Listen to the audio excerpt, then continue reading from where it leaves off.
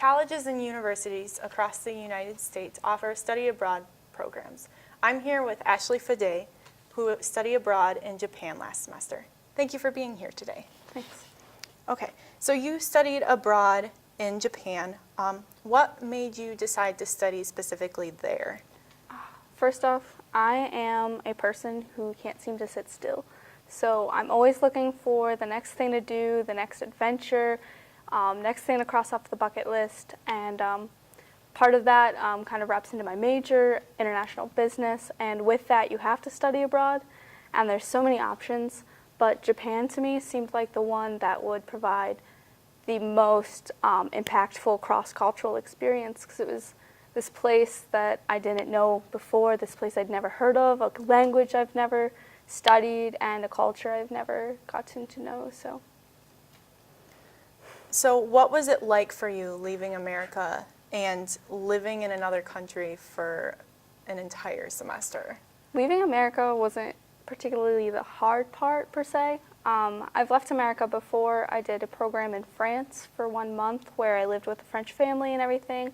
That was right out of high school, so I was pretty prepared to leave America, if that doesn't sound too bad, but I think coming back to America was almost harder after that semester had been over, because my world had been so radically shaped and shifted by what I learned while off in Japan, and so that was just crazy coming back to home, So what was, when you went over to Japan, what was one of the biggest culture shocks you think you had, and why do you think it was such a big shock to you? The biggest one, there's a lot of really small ones. So first off, I don't really like fish. So sushi and just eating fish was a problem. Second off, I don't know the language. So of course I can't read anything. I can't tell what's a restaurant, what's a bar, what is a club that I should not be going into, and all of that kind of stuff. But I think the biggest culture shock was probably earthquakes.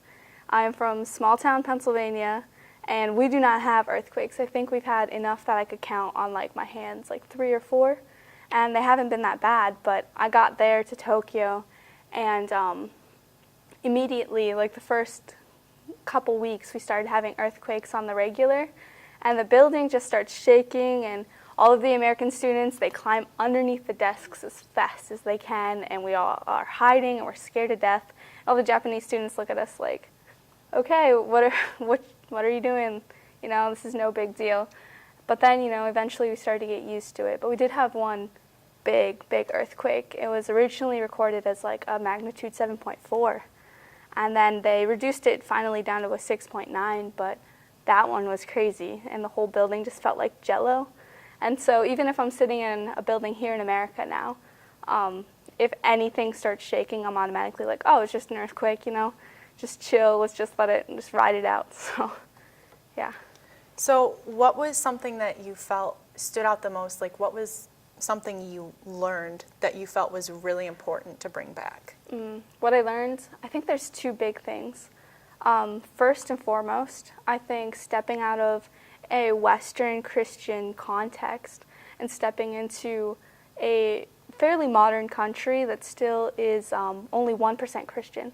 That was crazy, because every single person that I met at that school had already made this big leap of faith just by calling themselves a Christian and operating in that way. And that kind of ties into also stepping out of a Western worldview.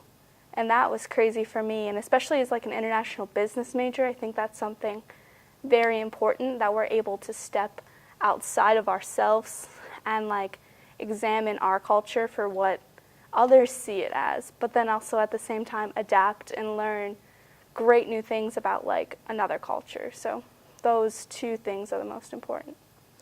Okay, so obviously there's going to be more people going out and studying abroad. What is some advice that you might give to someone who's looking into studying abroad? I have 2 very important things that they should consider. First is to be uncomfortable.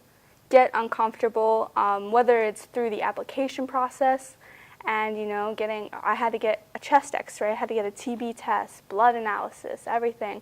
And that was very uncomfortable. That's not something I'm used to.